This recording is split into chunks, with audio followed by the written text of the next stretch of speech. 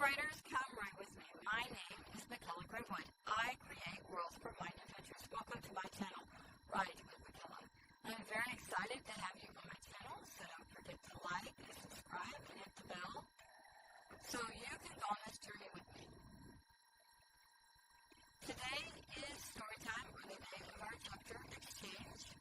If you're writing with me and you wish to exchange chapters, then send your chapter with written permission to write michaela@gmail.com. I will post the email address at the end of the video and in the description below. I'm looking forward to reading your chapters. All chapters are writing prompts read on the channel, whether they are mine or another writer's work, are copyright protected material, and no one may use any part in writing their own stories. This story is PG-13, so if you're under 13 years of age, you need parental guidance.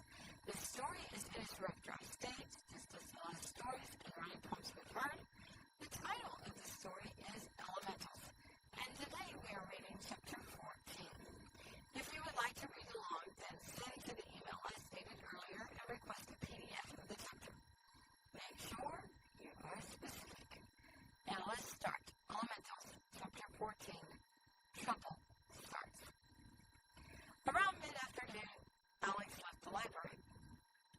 She went to the water surfaces or the restroom, and once she was in the stall, she said the spell to change back to herself. And then she changed again to a woman she had seen leaving the bathroom. Even though people still knew who she was, she still thought that other people wouldn't know her. When she walked outside and down the street, she was very glad she had changed. She saw wanted posters with her face on it. Granted, it was a drawing like she had seen in the book, and she still carried the page, or at least the page was in her hotel room. She might need to discard that page. People gathered around the posters, and there was murmuring. I felt like some people were excited that she might be here, and she heard snippets of conversations that said things like, "I hope they don't catch her." I thought she agreed. But other conversations were like, "They just want us to point at each other so they can drag us all down the street. The elementals aren't coming back to this world. They left long ago." Alex thought from what she now knew that was true. Her parents had hidden her in her world, and she had no intention of coming here ever, because she simply didn't know this world existed. She heard a few other things like it's getting closer to the alignment of the two worlds, so the elementals can return here. Alex puzzled about that. Then she remembered that she was number 4, and Michael's was supposedly 5. So who were the other 3 elementals? Alex saw a bookstore that also had novelties. Not novelties for her world, but she felt the people here would consider the items novelties. Alex walked in, and the woman behind the counter jerked her head up and stared at Alex. Alex's heart jumped. How could she tell Eleanor and Emery from Sanchez and Levy? Apparently, she had hope in this world, but she also had enemies. Which side was this woman on? The woman glanced around and said, "The book you requested came in yesterday. If you go on back to the section, you will find it." She motioned Alex to the back of the store with her hand. Alex glanced around and she asked herself how she felt. She felt nervous, but then again, the enemy had posted her picture all over the town. She walked back to the rear of the store. The next thing Alex knew, she heard the door to the shop close and lock. Alex squatted down and peered around the closest bookshelves. She didn't see this as good. She glanced down to her dress, and it certainly wasn't the best clothes to have on to escape in. The woman frantically looked for Alex. She whispered, "Where are you?" Alex slowly rose up.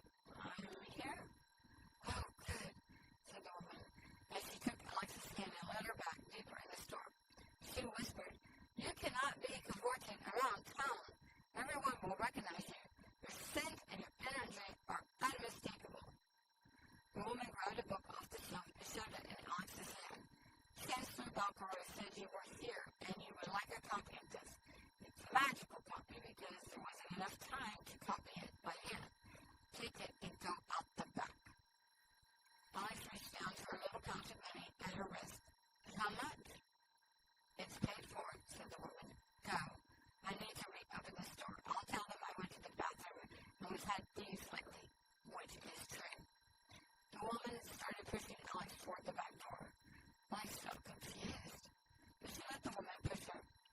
she exited, she found that she was in a shared yard of sorts.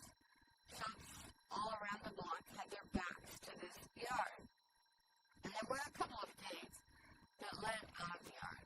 She just needed to pick one. And then she was heading to her hotel room. She had enough excitement for one day. Then a young girl came out of a back door and she was carrying a heavy pail of water. She went to a wet area and dumped the water. Alex didn't move. But then when the girl turned around, she noticed Alex.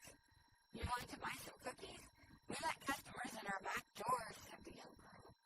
Alex smiled and added. She followed the girl to the back of the shop. But before they arrived at the door, the mother came out and she saw Alex. The mother glanced down at Alex's hand, her eyes widening. The mother took a couple of quick steps towards Alex and snatched the book. She jetted inside. Alex wasn't sure what was going on, but the young girl was motioning her in. Alex stepped in and saw the mother was wrapping the book with brown paper. She tied a cord around the package and handed it over. You need to go around the counter to order cookies, said the mother, as she motioned Alex onto the front of the store. Alex looked at the display case and all the choices. She said to the young girl, which one is your favorite? From behind the counter, the young girl pointed and said, I like that one and that one, but my brother likes that one. Alex smiled and got out some money. She got out what she thought was the smallest bill. She handed it over. How many cookies will this get me? At that moment, she heard the bells ring and knew someone was coming in the shop. Something within her told her it was a soldier coming in, and when she glanced at the mother's face, she knew she was right. I would like to try all 3 cookies, Alex said, trying to stay calm. Is that enough for 3 cookies? The mother pointed to a sign that said, cookies only sold in half dozens.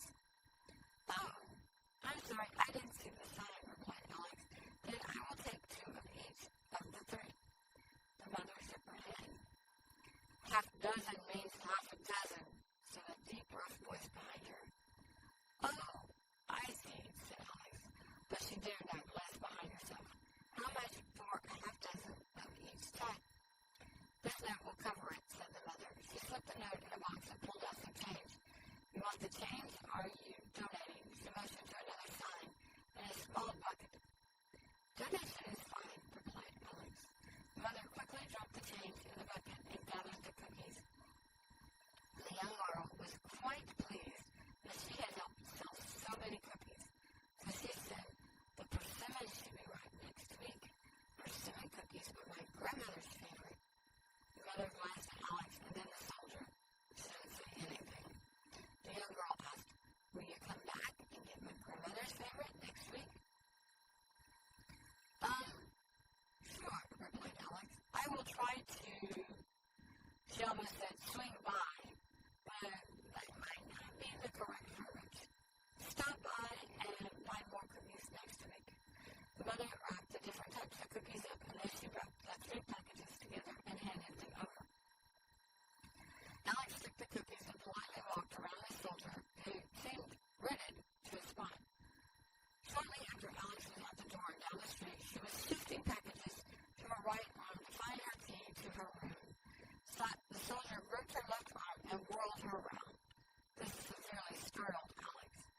I suggest you don't disappoint the young girl, he said. Alex's eyes were wide. She shook her head. No, I wouldn't want to disappoint the child. Good, he said and he released her. Where are you staying? Alex glanced around and quickly gained her bearings. She pointed behind herself. I'm staying at the Mendelgross Hotel. I believe it's that way. And what's the receptionist's name? Pressed the soldier. Alex closed her eyes to think.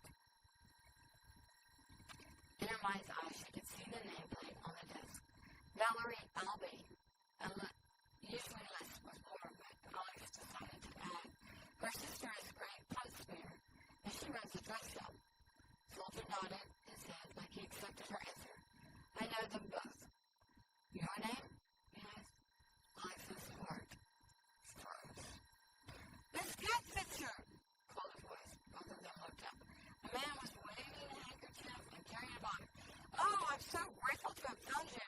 Mr. Hazel just finished your special order, and he says the dance was tonight. He handed a fairly flat box to Alex. He looked up at the soldier. Oh, so sorry to interrupt, sir. He fished something out of his pocket. Mr. Hazel said you accidentally left your invitation.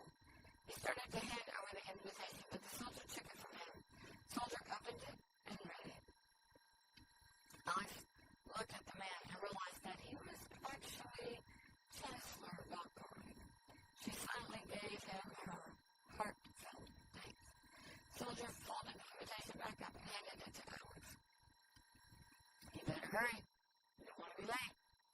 Oh, no, I don't, replied Alex. She took the invitation and rearranged the 3 packages before quickly heading to her hotel. After she got away down the street, she breathed a sigh of relief. And she hoped that the soldier didn't give Chancellor Valkyrie any trouble. Once Alex was safely in her hotel room, Alex looked at the invitation. It was to the theater. At least she knew where that was. Apparently, there's a ballroom behind the theater, but in the same building. Alex opened the box, and the dress was gorgeous, and there was a matching face mask. She would hold it because it had a stick attached to one side of it. Alex washed up in the wash basin, and then she sat on the couch. She would eat a cookie or two, and she would look through the book. When the woman in the store had handed it to her, she hadn't paid much mind to the book. The book made the mother in the next shop very nervous. Alex undid the wrap and stared down at the book. It was the same book that the gnomes who captured her had. She flipped to about where she thought her picture would be, and she flipped right to it. Then she went back a few pages. And she saw Elemental 1, then Elemental 2, and Elemental 3. She turned past her picture and saw Michael's. Her heart pounded. She read Elemental Devon Michaels. Alex remembered back to where she thought this was a dream. If she had seen his picture then, she would have wondered a few different things. She just had been busy trying to take the one page without damaging the book. One thing was that she would have wondered if her dream was trying to tell her that she was attracted to Michaels. He was a coworker. Relationships were off limits, so she never thought of any of the guys that way, but she didn't really date either. Oh well, she had a dance to go to, so she needed to get dressed. After she took off her clothes, she wondered if she should change herself magically before dressing, but she didn't want to change the dress. She walked in the bathroom and set the spell just to change her hair. She liked the deep auburn hair with curls, and as she thought that a lot of redheads had freckles, so she tried to add some freckles with her spell. It worked. Only it worked too well. She tried to adjust. She said the spell several times before she had the right amount of freckles, or sunkisses, as Aunt May called them. Then she put on the gorgeous purple dress. The dress was for someone a little bustier than herself, so she said that the spell to fill out the chest area a little more. She held up the mask and looked in the full-length mirror when there was a knock at the door. Alex answered it, and the bellboy held out a flare. You want an appointment? I can run back and tell him yes. Alex took the flare. It was for a hairstylist or hairdresser. Sure, replied Alex. The bellboy shut the door, and she could hear him running down the hall. Alex sighed. It seemed that people here knew her schedule better than she did. She headed out. As she passed Miss Alby's desk, Miss Alby looked up. Are you going to want a snack in your room after the dance? Said Alex, as she thought to the soldier and giving Miss Alby's name. I'm sorry, but when the soldier stopped me, Miss Alby held up her hand.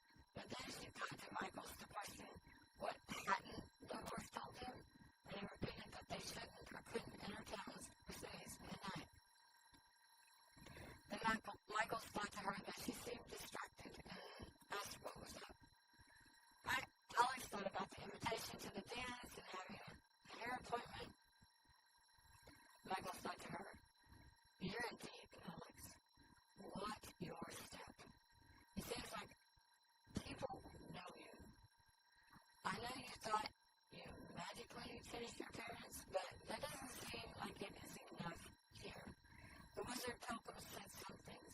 I don't understand a lot yet, but I know you're in deeper than you realize. Stay safe, and don't forget our walkie-talkies. Alex smiled to herself with Michael's familiar language, but then she asked him for the spell to send thoughts. After Michael's thoughts left her, she received thoughts from Anne Stonor. This startled her, and the man saw her eyebrows pushed together. You don't like the style? Yes, I can redo things quickly. Alex looked at the man and then in the mirror. Oh no, what you have done is wonderful. I just thought of something. She thought quickly. I think I left my key in my hotel room. She searched herself and found the key, went out silently. Oh, here it is. Thank you.